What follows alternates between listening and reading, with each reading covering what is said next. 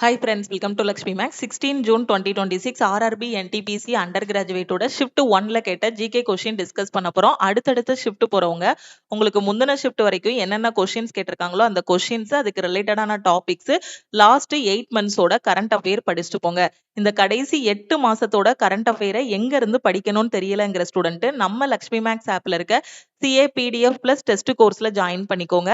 இதோட ஃபீஸ் வந்து 999 உங்களுக்கு லைஃப் டைம் வேலிடிட்டி இருக்கும். இப்ப NTPC UG இல்ல NTPC கிராஜுவேட்டோட CBT 2 போற ஸ்டூடெண்ட் 199 பே பண்ணி நீங்க வந்து ஜாயின் பண்ணிக்கலாம். அதே மாதிரி இப்போ மே 7ல இருந்து 20 ஜூன் வரைக்கும் உள்ள ஷிஃப்ட் கொஸ்டின்ஸோட PDF வேணுங்கிற ஸ்டூடெண்ட் 99 பே பண்ணி நீங்க ஷிஃப்ட் கொஸ்டின்ஸோட PDFும் வாங்கிக்கலாம். இந்த நம்பரை லக்ஷ்மி மேக்ஸ்ன்னு சேவ் பண்ணிட்டு இந்த நம்பருக்கு I want NTPC ஷிஃப்ட்னு மெசேஜ் பண்ணுங்க. குரூப் டி எக்ஸாம் ஆகஸ்ட்ல வர்றதுனால நம்ம ஆப்ல 75 டேஸ்க்கான லைவ் கிளாஸஸ் வந்து ஸ்டார்ட் பண்ணியிருக்கோம். இதனால நம்ம லக்ஷ்மி மேக்ஸ் ஆப்ல இருக்கக்கூடிய எல்லா கோர்சஸ்க்குமே ஆஃபர் வந்து அனௌன்ஸ் பண்ணியிருந்தோம். அந்த ஆஃபர் இன்னைக்கு நைட்டு 12 o'clock கூட க்ளோஸ் ஆகுது.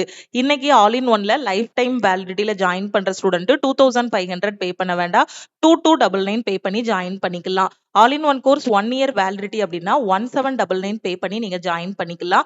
அதே ஆல் இன் ஒன்னுக்கு இப்ப குரூப் டிக்கு 75 டேஸ்க்கான லைவ் கிளாஸ் மட்டும் போதும், குரூப் டி எக்ஸாம் வரைக்கும் மட்டும் எனக்கு கிளாஸ் போதுங்கிற ஸ்டூடெண்ட் 1299 பே பண்ணி நீங்க ஜாயின் பண்ணிக்கோங்க. அதே மாதிரி கரண்ட் அஃபேருக்கு லைஃப் டைம் வேலிடிட்டினா நீங்க 1000 பே பண்ண வேண்டாம், இன்னைக்கு 899 பே பண்ணி ஜாயின் பண்ணிக்கலாம். 1 இயருக்கு அப்படின்னா கரண்ட் அஃபேருக்கு 599 மட்டும் பே பண்ணி ஜாயின் பண்ணிக்கோங்க. குரூப் டியோட டெஸ்ட் பேட்ச்ல ஜாயின் பண்ற ஸ்டூடெண்ட் 399 பே பண்ணி ஜாயின் பண்ணிக்கலாம். NTPC UGக்கான கரண்ட் அஃபேர்ல ஜாயின் பண்ற ஸ்டூடெண்ட் 199 பே பண்ணி ஜாயின் பண்ணிக்கோங்க. ரயில்வே SSCக்கு எனக்கு இ புக் வேணுங்கிற ஸ்டூடெண்ட் 499 பே பண்ணி ஜாயின் பண்ணிக்கலாம். இதுதான் டீமோட வாட்ஸ்அப் நம்பர். இந்த நம்பருக்கு ஆல் இன் ஒன் அப்படின்னா ஐ வாண்ட் ஆல் இன் ஒன்னு மெசேஜ் பண்ணுங்க. இன்னைக்கு நைட்டு 12 o'clock கூட ஆஃபர் வந்து க்ளோஸ் ஆகுது.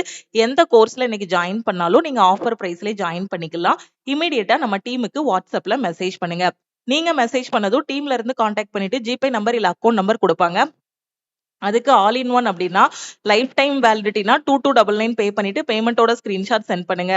குரூப் டிக்கு மட்டும் கிளாஸ் அப்படின்னா 1299 பே பண்ணிட்டு பேமெண்டோட ஸ்கிரீன்ஷாட் சென்ட் பண்ணீங்கன்னா பேக்எண்ட்ல இருந்து அக்சஸ் கொடுத்துருவாங்க. Which article of the Indian Constitution describe the right to freedom? நம்ம ஆல் இன் ஒன் கோர்ஸ்ல பாலிட்டியில டிஸ்கஸ் பண்ண கொஸ்டின். இந்திய அரசியலமைப்போட எந்த விதி சுதந்திரத்திற்கான உரிமையை விவரிக்கிறது?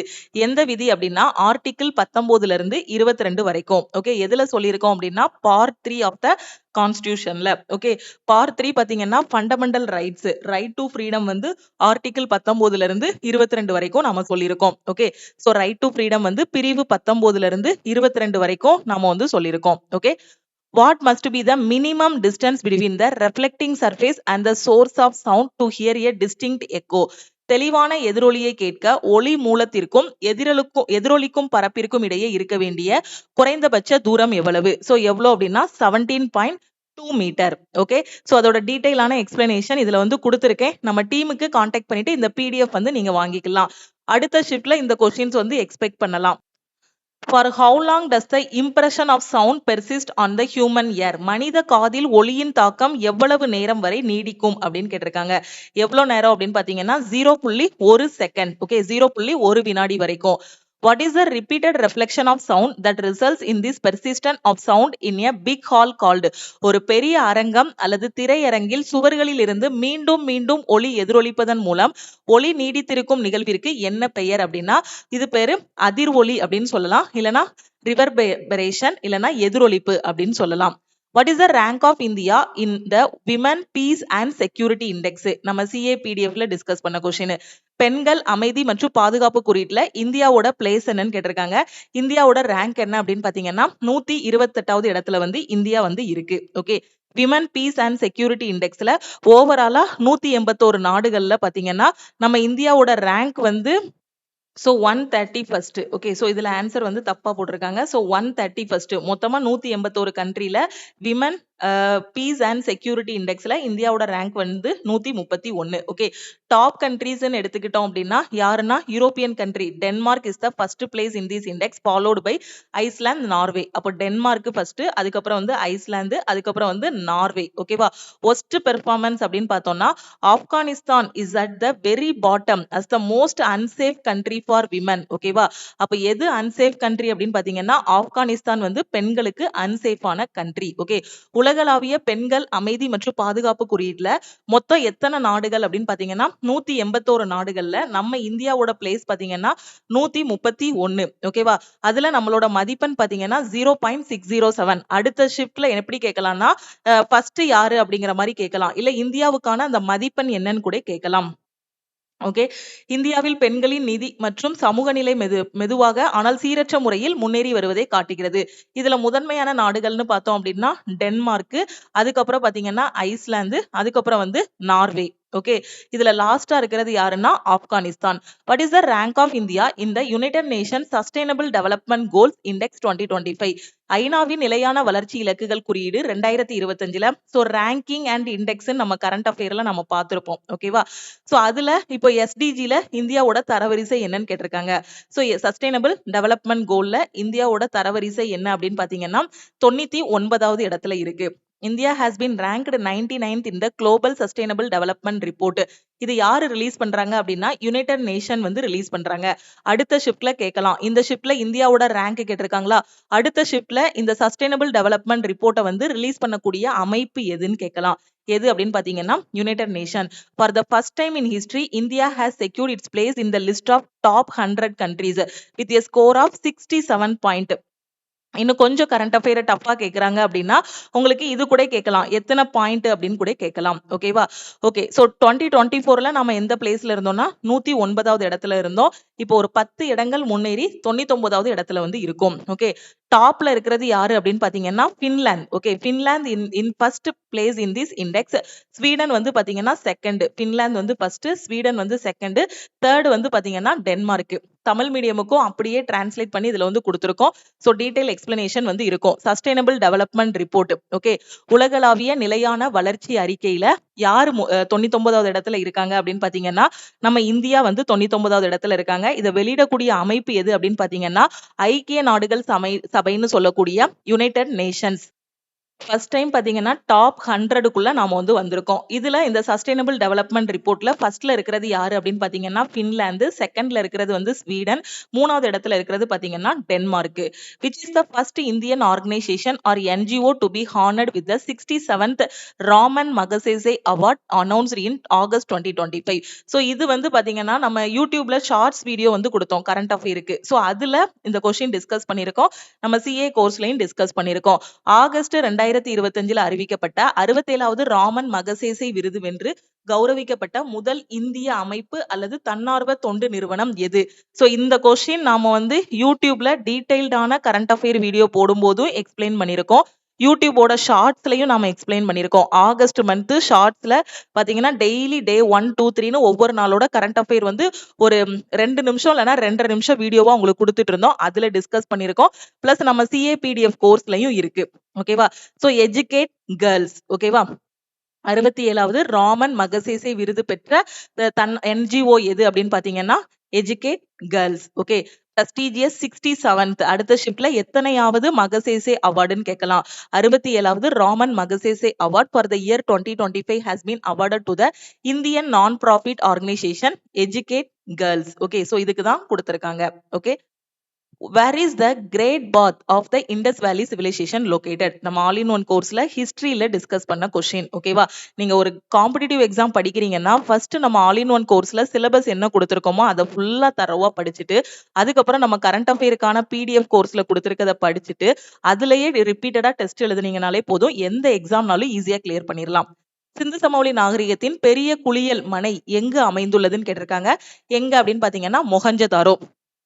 இதுக்கு முன்னாடி உள்ள ஷிப்ட்ல எல்லாம் பாத்தீங்கன்னா லோத்தல். ஓகேவா. சோ லோத்தல் பத்தி கொஸ்டின் கேட்டிருந்தாங்க. அதுக்கப்புறம் சோ அங்க வந்து பாத்தீங்கன்னா கப்பல் கட்டும் தளம். ஓகேவா? சோ டாக்யார்ட் வந்து இருந்துச்சு. இந்த மாதிரி அந்த சிந்து சமவெளி நாகரிகத்துல எந்தெந்த பிளேஸ்லாம் இம்பார்ட்டனோ அது எல்லாமே ஒவ்வொரு ஷிப்ட்லயும் கொஸ்டின்ஸா வந்து கேட்டுட்டு இருக்காங்க. அப்ப கிரேட் பாத் வந்து இண்டஸ் வேலி சிவிலைசேஷன்ல எங்க இருந்திருக்கு அப்படின்னு பாத்தீங்கன்னா மொஹஞ்சதாரோ. ஓகே. சிந்து சமவெளி நாகரிகத்தோட பெரிய குளியல் மனை தற்போதைய பாகிஸ்தானின் சிந்து மாகாணத்தில் உள்ள மொஹஞ்சதாரோ என்ற வரலாற்று சிறப்புமிக்க தொல்பொருள் தளத்தில் அமைந்துள்ளது. Okay. In which year and by whom was the Mohenjo-daro archaeological site first discovered? எப்போ கண்டுபிடிக்கப்பட்டது? 1922ல யாரு கண்டுபிடிச்சாங்க? ஆர்.டி. பானர்ஜி வந்து கண்டுபிடிச்சாரு. What is the literal meaning of the word Mohenjo-daro in the Sindhi language? Mount of the Dead. ஓகேவா? So மொஹஞ்சதாரோனா என்னது? So இறந்தவர்களின் மேடு அப்படின்னு சொல்லுவோம் இல்லையா? Where was the famous bronze dancing girl statue of Indus valley civilisation found? இந்த கொஸ்டினும் பாத்தீங்கன்னா நிறைய ஷிப்ட்ல கேட்டிருக்காங்க. அடுத்த ஷிப்ட்ல நம்ம எதிர்பார்க்கலாம். World famous bronze dancing girl statue made by the lost wax technique and the stone statue of the bearded priest were also found in Mohenjodaro. ஓகேவா? சோ இந்த பியர்டட் பிரிஸ்ட் டான்சிங் கேர்ளோட பிரான்ஸ் ஸ்டாச்சு இது எல்லாமே பாத்தீங்கன்னா மொஹஞ்சதாரோல தான் கண்டுபிடிச்சிருக்காங்க. ஓகே. தமிழ் மீடியம் பாருங்க. மொஹஞ்சதாரோ தொல்பொருள் தளம் முதலில் எந்த ஆண்டில் யாரால் கண்டுபிடிக்கப்பட்டதுன்னா 1922ல ஆர்.டி. பானர்ஜியால வந்து கண்டுபிடிக்கப்பட்டது. சிந்தி மொழியில மொஹஞ்சதாரோ அப்படின்னா மவுண்ட் ஆஃப் த டெட்னு அர்த்தம். அதாவது இறந்தவர்களின் மேடு அப்படின்னு மீனிங். சிந்து சமவெளி நாகரிகத்தோட புகழ்பெற்ற வெண்கல நடன மங்கை சிலை எங்கிருந்து கண்டெடுக்கப்பட்டது? நீங்க எல்லா என்டிபிசி பேப்பர்லயும் பாருங்க இந்த கொஸ்டின் கேட்டிருப்பாங்க.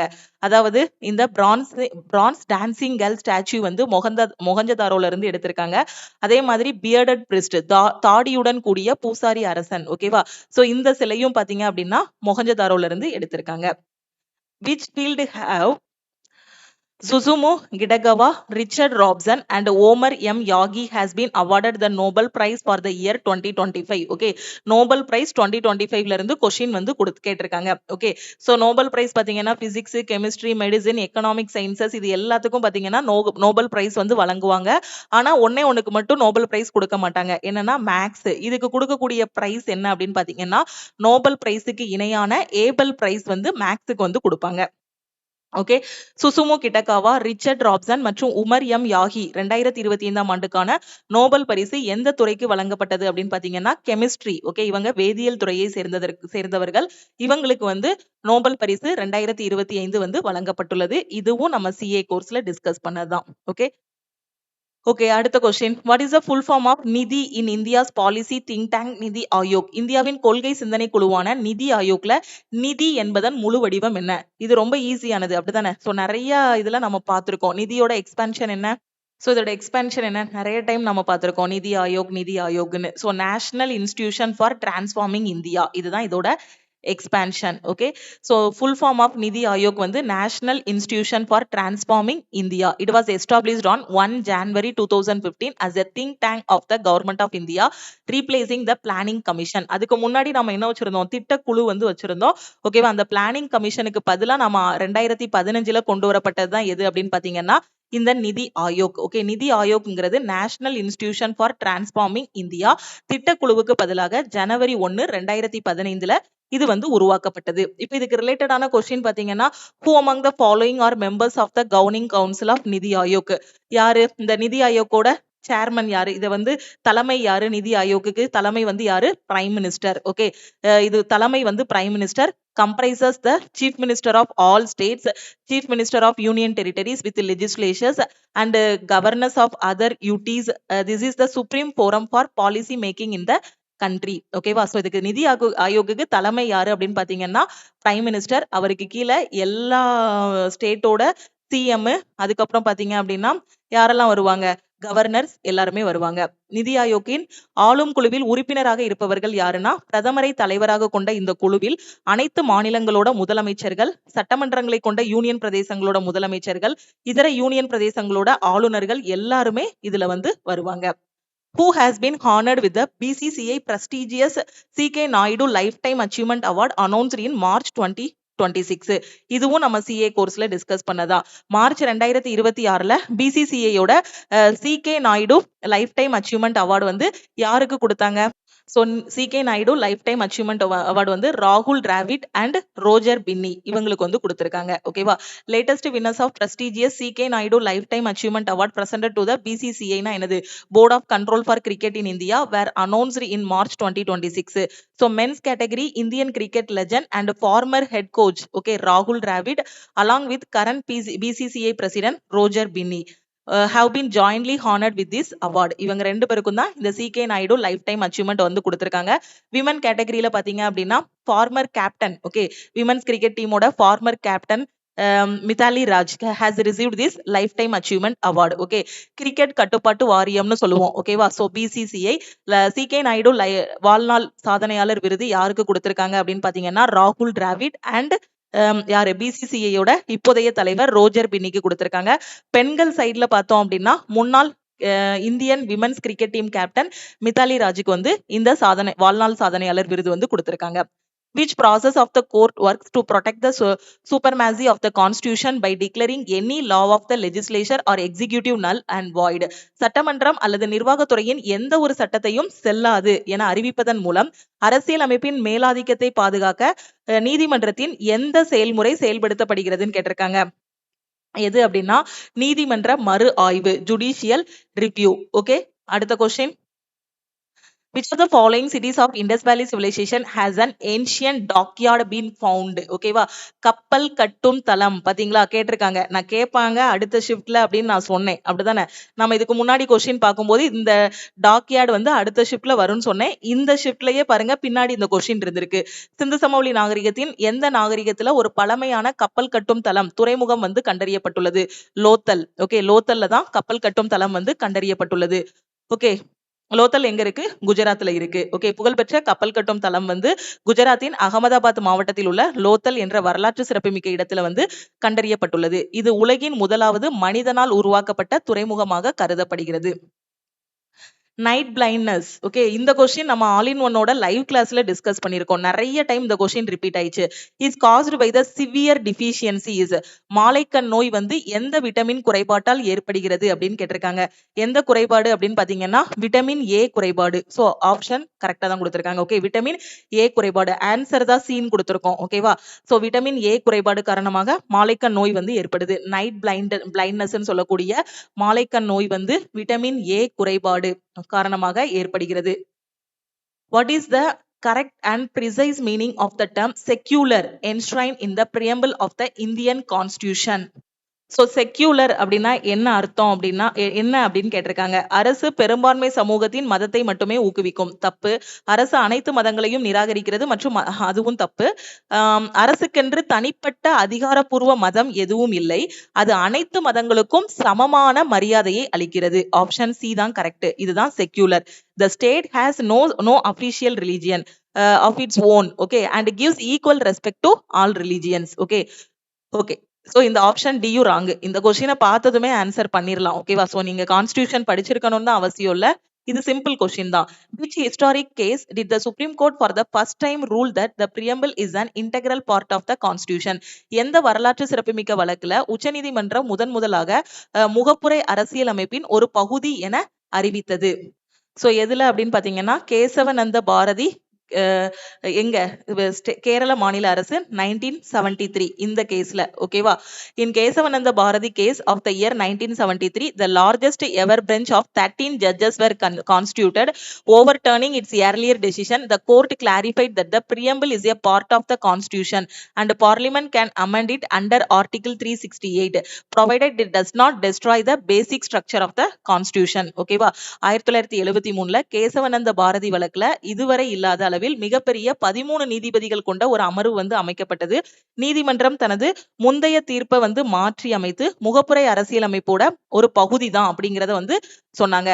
அது மட்டும் இல்லாம நாடாளுமன்றம் வந்து அரசியல் அமைப்போட அடிப்படை அமைப்பை வந்து என்ன பண்ணிக்கலாம், சட்டப்பிரிவு 368 படி திருத்தம் செய்ய முடியும் அப்படிங்கிற மாதிரியும் சொல்லியிருக்காங்க. Okay. Which launch vehicle was used by ISRO to launch the SPADEX Space Docking Experiment Mission to demonstrate satellite docking technology in space? விண்வெளியில் செயற்கைக்கோள் இணைக்கும் தொழில்நுட்பத்தை சேட்டலைட் டாக்கிங் டெக்னாலஜி இது தெரியும். இந்த டாக்கிங் வந்து தெரியும். நீங்க இன்டர்ஸ்டெல்லார் படம் பார்த்திருந்தீங்க அப்படின்னா அதுல அந்த டாக்கிங்னா என்ன அப்படிங்கறத வந்து பார்த்திருப்பீங்க. சோ இல்லைன்னா டாக்கிங் எல்லாருக்கும் தெரியும் அப்படிதானே. சோ தனித்தனி இதா இருக்கும். அதை வந்து ஒவ்வொரு இதுல என்ன பண்ணுவாங்க, டாக்கிங் பண்ணுவாங்க. ஒரு இதுல இருந்து அப்படியே போய் இணைப்பாங்க, அப்புறம் டிட்டாச் பண்ணுவாங்க. நிரூபிப்பதற்காக ISRO SpaDeX space docking experiment திட்டத்தை ஏவ பயன்படுத்திய ராக்கெட் அல்லது ஏவுகலம் எதுன்னு கேட்டிருக்காங்க. எது அப்படின்னு பாத்தீங்கன்னா பிஎஸ்எல்வி C-60. ஓகேவா. ஸ்பேஸ் டெக்ஸ்ன்னு சொல்லக்கூடிய space docking experiment mission was launched using PSLV C-60 Polar Satellite Launch Vehicle C-60 rocket. This mission was successfully launched on 30 December 2024 from the Satish Dhawan Space Center, Sriharikota. ஓகேவா. எந்த rocket மூலமா இது பண்ணிருக்கோம் அப்படின்னு பாத்தீங்கன்னா PSLV C-60. Which scheme was launched in September 2017 with the target of electrifying all willing households in both rural and urban areas of the country. நாட்டின் கிராமப்புற மற்றும் நகர்ப்புறங்களில் உள்ள அனைத்து விருப்பமுள்ள வீடுகளுக்கும் மின்சாரம் வழங்குவதை இலக்காக கொண்டு செப்டம்பர் 2017 தொடங்கப்பட்ட திட்டம் எதுன்னு கேட்டிருக்காங்க. என்ன திட்டம் அப்படின்னு பாத்தீங்கன்னா பிரதன் மந்திரி சாகஜ் பிஜிலிகார் கர் யோஜனா. ஓகேவா. சாகஜ் பிஜிலிகர் கர் யோஜனா. ஓகேவா. இல்ல சௌபாக்கியா யோஜனா. ஓகே. சோ இந்த திட்டத்தின் மூலமாக தான் என்ன பண்றோம் அப்படின்னு பாத்தீங்கன்னா government of India with objective of providing electricity connection by ensuring last mile connectivity to every household in both rural and urban area. Okay. So சௌபாக்கிய திட்டம் வந்து பாத்தீங்கன்னா பண்டிட் தீன்தயாள் உப்தியாவின் பிறந்த நாளை முன்னிட்டு 25 செப்டம்பர் 2017 பிரதமர் மோடியால் தொடங்கி வைக்கப்பட்டது. இதோட மொத்த செலவு பாத்தீங்கன்னா 16,320 கோடி. Who is the author of the famous historical book Raja Tarangini, written on the subject of Kashmiri rule and history? காஷ்மீரின் ஆட்சி மற்றும் வரலாற்றை மையமாக கொண்டு எழுதப்பட்ட புகழ்பெற்ற ராஜதரங்கிரி என்ற புத்தகத்தின் ஆசிரியர் யாருன்னு கேட்டிருக்காங்க. யாரு அப்படின்னு பாத்தீங்கன்னா கல்கனா. ஓகே. இன் 2017 பிரதன் மந்திரி சாகஜ். ஓகே. சோ போன கொஸ்டின்ல உள்ள அந்த எக்ஸ்பிளனேஷன் இதுல காப்பி பண்ணிருக்காங்க. ஓகேவா. சோ இந்த ராஜதரங்கினிங்க கூடிய இந்த புத்தகத்தை எழுதினவர் யாரு அப்படின்னு பாத்தீங்கன்னா கல்கனர். அடுத்த கொஸ்டின் பாருங்க. Which country topped the final medal tally of the 2024 Paris summer Olympics? இந்த கொஸ்டினும் நம்ம கரண்ட் அஃபேர்ல டிஸ்கஸ் பண்ணதா வித் a total of 126 medals. So நீங்க கரண்ட் அஃபேர் பொறுத்த வரைக்கும் பாத்தீங்கன்னா லாஸ்ட் 1 இயரோட கரண்ட் அஃபேர்ல இருந்து உங்களுக்கு கொஸ்டின் கேட்டுருவாங்க. ரொம்ப ரீசெண்டா உள்ளதுன்னா 8 மாசத்துல இருந்து அதிகமான கொஸ்டின் கேட்கறாங்க. இன்னும் கொஞ்சம் பழைய கரண்ட் அஃபேர் போகும்போது ஒரு 1 or 2 கொஸ்டின் லாஸ்ட் 1 இயர் 1.5 இயர்ல இருந்து கொஸ்டின் கேட்கறாங்க. 2024 அதுவும் இந்த மாதிரி முக்கியமான கொஸ்டின் தான். பாரிஸ் கோடைக்கால ஒலிம்பிக் போட்டியின் இறுதி பதக்கப்பட்டியல்ல 126 பதக்கங்களுடன் முதலிடம் பிடித்த நாடு எது? எது அப்படின்னு பாத்தீங்கன்னா அமெரிக்கா. ஓகேவா. சோ அமெரிக்கா பாத்தீங்க அப்படின்னா 40 கோல்டு, 44 சில்வர், 42 பிரான்ஸ்னு 126 மெடல் வந்து வாங்கியிருக்காங்க. சைனா வந்து 40 gold, 27 silver, 24 France, 91 medal. Okay. Host country. The host country France finished in 5th place. ஓகேவா. சோ 2024 ஒலிம்பிக் வந்து பாரிஸ் பிரான்ஸ்ல வந்து நடந்துச்சு. ஓகே. சோ இதுல வந்து பிரான்ஸ் பாத்தீங்கன்னா 16 கோல்டு. ஓகேவா. சோ டோட்டலா அவங்க வந்து 64 மெடல் வந்து வாங்கியிருக்காங்க. Which article of Indian Constitution empowers the Parliament to form new states and alter the areas, boundaries or names of existing state?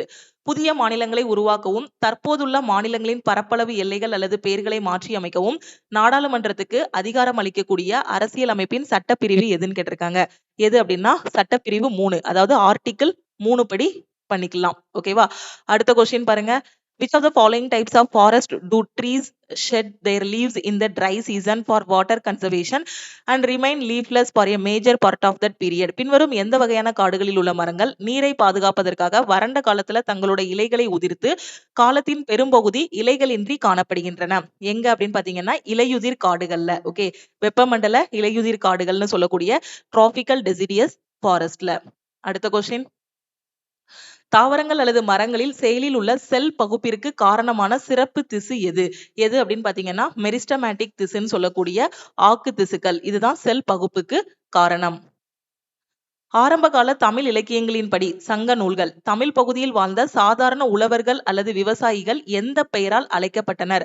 Okay. According to Tamil literature, by what name were the ordinary ploughmen or farmers living in the Tamil region known? So இவங்களை என்ன சொன்னாங்கன்னா உழவர்கள் அப்படின்னு சொல்லியிருக்காங்க. Okay. விவசாயிகளை வந்து உழவர்கள். The famous traditional folk music theatre form Swang is primarily associated with which state? Song என்ற புகழ்பெற்ற பாரம்பரிய நாட்டுப்புற இசை அல்லது நாடக வடிவம் முதன்மையாக எந்த மாநிலத்துடன் தொடர்புடையது? எந்த மாநிலம் அப்படின்னா ஹரியானாவுடன் தொடர்புடையது. அடுத்த கொஸ்டின் பாருங்க. In terms of area, which Indian state covers the largest part of Ganga river basin? பரப்பளவின் அடிப்படையில் கங்கை நதி படுகையின் மிகப்பெரிய பகுதியை உள்ளடக்கிய இந்திய மாநிலம் எது? எது அப்படின்னா மத்திய பிரதேஷ். ஓகே. அடுத்த question, what was the time period of extremist phase in the history of Indian National Congress? இந்திய தேசிய காங்கிரஸோட தீவிரவாத கட்டம். ஓகே, அந்த காங்கிரஸ் பாத்தீங்கன்னா தீவிரவாதிகள் மிதவாதிகள் அப்படின்னு பிரிவாங்க. இந்த தீவிர தேசியவாத கழகத்தின் காலகட்டம் எதுன்னு கேட்டிருக்காங்க. 1905ல இருந்து 1919 வரைக்கும். ஓகேவா? சோ ஐஎன்சியோட தீவிரவாதிகளின் காலகட்டம். Crystallization is a prominent example of which of the following types of process? படிகமாக்கல் என்பது பின்வரும் எந்த வகையான செயல்பாட்டிற்கு ஒரு எடுத்துக்காட்டு அப்படின்னு கேட்டிருக்காங்க. படிகமாக்கல் அப்படிங்கிறது ஒரு பிசிக்கல் ப்ராசஸ். ஓகே, இயற்பியல் செயல்முறை. Which of the following rivers forms fertile flood plains in the northern part of the Thar desert?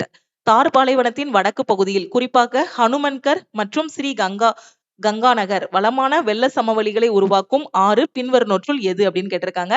எது அப்படின்னு பாத்தீங்கன்னா காகர் ஆறு. அடுத்த கொஸ்டின் பாருங்க. What was the primary objective of the Vernacular Press Act passed in 1878 during British rule? British ஆட்சியின் போது 1878ல வட்டார மொழி பத்திரிகை சட்டத்தின் முக்கியமான நோக்கம் என்ன? So to restrict criticism against the British government by seizing newspaper assets. அதாவது வெள்ளக்காரங்களை பத்தி ஏதாவது அந்த மாதிரி தப்பா எழுதியிருக்காங்க, அவங்க ஏற்கனவே நமக்கு எதிராக ஏதாவது பண்ணாங்கன்னா அதைத்தானே எழுதுவோம். ஸோ அந்த மாதிரி யாராவது எழுதுறாங்கன்னா அந்த பத்திரிகை உரிமைகளை பறிமுதல் செய்யறது தான். யாரோட பத்திரிகை பறிமுதல் செய்வாங்கன்னா, இப்போ அந்த டைம்ல வெள்ளக்காரங்க தான் ஆட்சியில இருந்தாங்க. ஸோ அவங்களுக்கு அப்போஸ் பண்ணி அந்த மாதிரி பத்திரிகையில ஏதாவது எழுதுறாங்க அப்படின்னா, ஸோ அந்த பத்திரிகைகளை பறிமுதல் செய்யறது தான் இந்த வெர்னாகுலர் பிரஸ் ஆக்டோட முக்கியமான நோக்கம். Primary objective of vernacular press act 1878 என்ன அப்படின்னு பாத்தீங்கன்னா, to exercise control over Indian language newspapers and to suppress seditious writing criticizing British policies. It was passed by the யாரு எந்த வைஸ்ராய் வந்து இது பண்ணாருன்னா லிட்டன் பிரபு. ஓகேவா? so that the spread of nationalist ideology could be prevented. அப்படிதானே? So பத்திரிகையில வந்தாதானே எல்லாருக்கும் தெரியும் இவங்க என்னென்ன பண்றாங்க, நம்மளோடது எப்படி சுரண்டுறாங்க அப்படிங்கறது எல்லாத்தையும் இது பண்ணி எழுதுறாங்க அப்படின்னா, சோ அந்த மாதிரி ஆர்டிகிள் ஏதாவது ஒரு பத்திரிகையில வந்திருக்கு, பிரிட்டிஷுக்கு எதிராக வந்திருக்குன்னா அவங்கள வந்து அடக்குறது. ஓகேவா? அவங்களோட பத்திரிகையே ஸ்டாப் பண்ண வைக்கிறது. இதுதான் அந்த வெர்னாகுலர் பிரஸ் ஆக்டோட இது. ஓகே, அதை யாரு கொண்டு வந்தாங்க அப்படின்னா லிட்டன் பிரபு வந்து 1878ல வந்து கொண்டு வருவாரு. According to Geography and Agricultural Science, what is the correct precise meaning of wasteland, barren land? புவியியல் மற்றும் வேளாண் அறிவியலின் படி பால் நிலம் அல்லது தரிசு நிலம் என்பதன் சரியான பொருள் என்ன அப்படின்னு கேட்டிருக்காங்க. Okay, land that is unfit for cultivation due to being extremely dry, rock. so எல்லாமே தரிசா கிடக்கு அப்படின்னு சொல்லுவோம் இல்லையா? தரிசா கிடக்கு அப்படின்னா எப்படி இருக்கிறது? எதுக்குமே இது பண்ணாம உதவாம அப்படி வறண்டு போய் இருக்கிறது.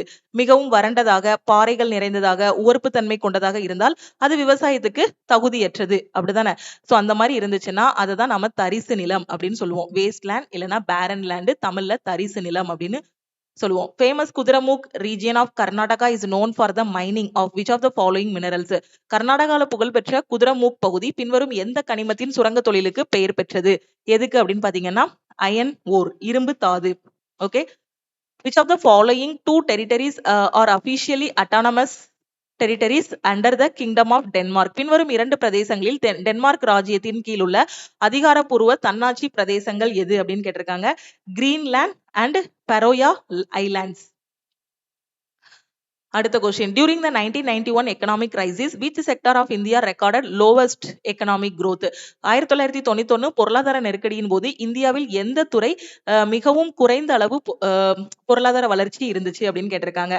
1991ல நமக்கு பொருளாதார நெருக்கடியின் போது எது வந்து கம்மியா இருந்திருக்கு அப்படின்னா இண்டஸ்ட்ரியல் செக்டாரோட வளர்ச்சி வந்து கம்மியா இருந்திருக்கு. இந்தியாவின் அடுத்து, what is the full form of CDRW? Compact disk.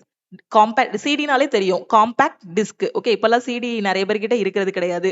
So ஆர்டபிள்யூனா என்னது? So read and write. ஓகேவா? So rewritable. சோ ரீடும் பண்ணிக்கலாம், ரைட்டும் பண்ணிக்கலாம். காம்பேக்ட் டிஸ்க், ரீட் ரைட், அதான் ரீரைட்டபிள். அடுத்த கொஸ்டின் பாருங்க. which of the following is used to first in the background process of computer booting rather than task manager? கணினி booting, அதாவது ஸ்டார்ட் பண்ணும்போது பின்னணி செயல்பாட்டில் டாஸ்க் மேனேஜருக்கு முன்னதாக எது முதலில் பயன்படுத்தப்படுகிறது அப்படின்னு கேட்டிருக்காங்க. எதுக்கு அப்படின்னா பைஓஎஸ், அதாவது பேசிக் இன்புட் அவுட்புட் சிஸ்டம்னு சொல்லுவோம். ஓகே, ஓகே, இதுதான் பாத்தீங்கன்னா ஷிஃப்ட் 1ல கேட்ட கொஸ்டின். ஷிஃப்ட் 2 அண்ட் 3ல கேட்ட கொஸ்டின்ஸ் எல்லாத்தையும் நம்ம வந்து அடுத்த கிளாஸ்ல டிஸ்கஸ் பண்ணலாம். ஒவ்வொரு ஷிஃப்ட்டும் முடிய அந்த ஷிஃப்ட்டோட கொஸ்டின்ஸோட பிடிஎஃப் எனக்கு வேணுங்கிற ஸ்டூடெண்ட் நம்ம டீமுக்கு காண்டாக்ட் பண்ணி இந்த ஷிஃப்ட் கொஸ்டின்ஸோட பிடிஎஃப் பிளஸ் அதுக்கு ரிலேட்டடான கொஸ்டின்ஸ் எல்லாமே வாங்கிக்கலாம். மே 7ல இருந்து ஜூன் 20 வரைக்கும் இருக்கக்கூடிய எல்லா ஷிஃப்ட்டோட கொஸ்டின்ஸும் உங்களுக்கு ப்ரொவைட் பண்ணிடுவோம். அதுக்கு நீங்க ஜஸ்ட் 99 மட்டும் பே பண்ணா போதுமானது. அதே மாதிரி 8 மாசத்தோட கரண்ட் அஃபேர் வேணுங்கிற ஸ்டூடெண்ட் 199 மட்டும் பே பண்ணி ஜாயின் பண்ணிக்கோங்க. என்டிபிசி எக்ஸாம் முடிகிற வரைக்கும் உங்களுக்கு வேலிடிட்டி இருக்கும். அதுக்கப்புறம் வந்து கூட இதை நீங்க லைஃப் டைம் வேலிடிட்டியா சேஞ்ச் பண்ணிக்கலாம். ஓகேவா? ஸோ லைஃப் டைம் வேலிடிட்டியோட ஃபீஸ் வந்து நான் சொல்லிட்டேன். இன்னைக்கு ஆஃபர் அனௌன்ஸ் பண்ணிருக்கிறதுனால கரண்ட் அஃபேருக்கு 899 மட்டும் பே பண்ணுங்க. கிளாஸோட ஸ்டார்டிங்ல சொன்ன மாதிரி இன்னைக்கு எந்த கோர்ஸ்ல ஜாயின் பண்ணாலும் நீங்க ஆஃபர் பிரைஸ்லேயே ஜாயின் பண்ணிக்கலாம். ஆல் இன் ஒன் கோர்ஸுக்கு லைஃப் டைம் அப்படின்னா 2500 பே பண்ண வேண்டாம். 2299 மட்டும் பே பண்ணி ஜாயின் பண்ணுங்க. 1 இயர்னா 1799 மட்டும் பே பண்ணி ஜாயின் பண்ணிக்கலாம். அதே மாதிரி குரூப் டிக்கு லைவ் கிளாஸுக்கு மட்டும் எனக்கு கிளாஸ் போதும் மேம், நான் சிசிஏ கேண்டிடேட், எனக்கு இந்த 75 டேஸ் மட்டும் கிளாஸ் போதுங்கிற ஸ்டூடெண்ட் 1299 மட்டும் பே பண்ணி ஜாயின் பண்ணிக்கோங்க. அதே மாதிரி CA course life time validity, ஏன்னா இப்போ நடந்துட்டு இருக்கக்கூடிய யூஜி எக்ஸாம்ல நம்ம சிஏ பிடிஎஃப் நீங்க கரெக்டா படிச்சிருந்தீங்க அப்படின்னா, ஏன்னா நம்ம அப் டு டேட் உங்களுக்கு சிஏ அப்டேட் பண்ணிடுவோம். அதுக்கான வீக்லி டெஸ்ட் எல்லாமே ப்ரொவைட் பண்ணிடுவோம். இனி வரக்கூடிய எக்ஸாமுக்கு கரெக்டா கரண்ட் அஃபேரை ஃபாலோ பண்ணிக்கோங்க. அதுக்கு லைஃப் டைம் வேணும் அப்படின்னா 899 பே பண்ணி ஜாயின் பண்ணிக்கோங்க. 1 இயர் அப்படின்னா 599 பே பண்ணி ஜாயின் பண்ணிக்கோங்க. குரூப் டிக்கு டெஸ்ட் பேட்ச் வேணும், ஆகஸ்ட்ல எக்ஸாம் வருது, இப்ப இருக்க டைம்ல டெஸ்ட் எடுக்கணும்னா 399 பே பண்ணி டெஸ்ட் பேட்ச்ல ஜாயின் பண்ணிக்கோங்க. என்டிபிசிக்கு மட்டும் கரண்ட் அஃபேர்னா நான் சொல்லிட்டேன், 199 பே பண்ணி ஜாயின் பண்ணிக்கலாம். ரயில்வே எஸ்எஸ்சிக்கு இ புக் வேணுங்கிற ஸ்டூடெண்ட் 499 பே பண்ணி ஜாயின் பண்ணிக்கோங்க. இந்த ஆஃபர் இன்னைக்கு நைட்டு 12 o'clock கூட க்ளோஸ் ஆகுது. ஆஃபர்ல ஜாயின் பண்றதுக்கு இந்த நம்பருக்கு வாட்ஸ்அப்ல மெசேஜ் பண்ணுங்க. லக்ஷ்மி மேக்ஸோட டெலிகிராம் சேனல் அண்ட் குரூப்லயும் ஜாயின் பண்ணிக்கோங்க. இன்ஸ்டாகிராம்லயும் லக்ஷ்மி மேக்ஸை ஃபாலோ பண்ணிக்கோங்க. தேங்க்யூ.